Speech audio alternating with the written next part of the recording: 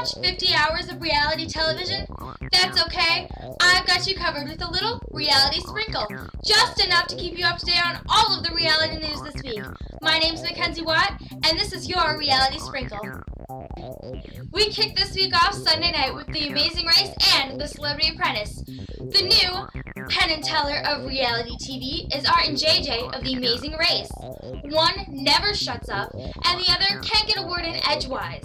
They breezed through the competitions this week, going through the watermelon stacking competition and the bottle dancing competition way before everyone else and made it to the mat in first place. The other teams didn't have the same luck. The hot twins, Elliot and Andrew, just couldn't string it together long enough to stay in the competition.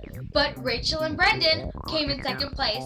The Guidos, Danny and Joey Fitness, came in third place, and Vanessa and Ralph barely stayed in the competition. On The Celebrity Apprentice, it was time to promote yet another Trump brand name. This time, it was Ivanka's. The teams had to try to display her fashion line in a Lord & Taylor window display.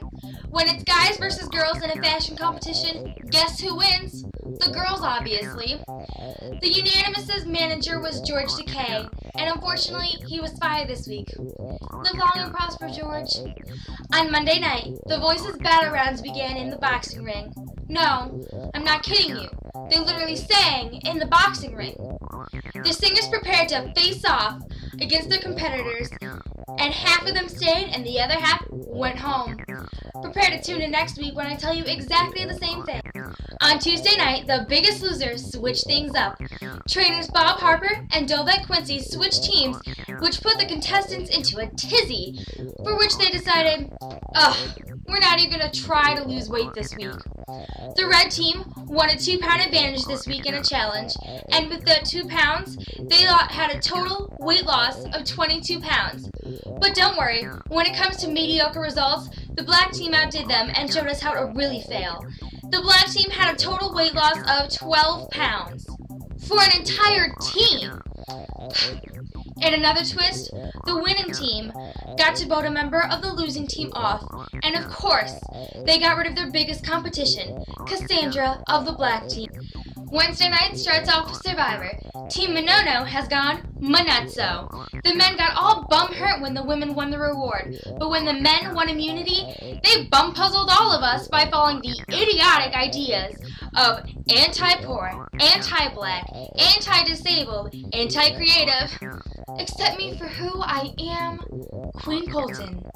Queen Colton couldn't live with ghetto trash, as he calls Bill Posley. He convinced the men that they should give up their immunity, go to tribal, and vote Bill off. Amazingly, his subjects did as he decreed. Way to go, Bill Posley, for being the bigger man in this situation. On American Idol, the top 13 debuted on stage. Standout performances were given by Jessica Sanchez, Philip Squared, Holly Kavanaugh, and Joshua Ledet. Jessica Sanchez took on I Will Always Love You and stunned us all. Watch out for her. She is most likely to win this whole thing. All the way over on the Sci-Fi Channel, Face Off announced their final 3. It was Jurassic Park night, and the contestants had to make their best human-dino hybrid. It was a double elimination, and Matt and Sue, here, were sent home. Congratulations to Race, Ian, and RJ for making the final 3. On America's Next Top Model, The British Invasion, the rivalry continues. Things get interesting with their shakeovers, and funky hair is in, and apparently, so is attitude. And as if the Kardashians aren't already everywhere, they have to be on America's Next Top Model too? Enough! Momager, you're doing your job just a little too well.